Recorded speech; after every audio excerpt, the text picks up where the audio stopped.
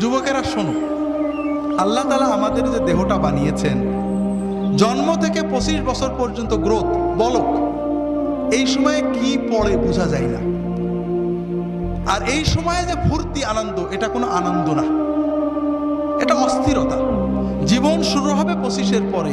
যদি 30 থেকে মৃত্যু পর্যন্ত জীবন পেতে চাও, মৃত্যু নয় জীবন, জীবন মৃত নয়, সত্যিকারের জীবন, যে জীবনে ফুর্তি থাকবে, কর্ম থাকবে, শান্তি থাকবে, এই রকম জীবন পেতে চাও, তাহলে আমার কথাটা একটু মন দিয়ে শোনো।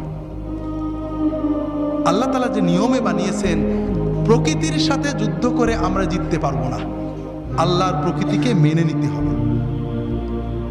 আল্লাহ তাআলা আমাদের সৃষ্টি করেছেন, প্রতিদিন 6-7 ঘন্টা তুমি ঘুমাবে, গভীর ঘুম, 1-2 ঘন্টা খেলবে, কঠিন পরিশ্রম, তোমার শরীর ঘেমে রক্ত টকবক করে বেরিয়ে যাবে।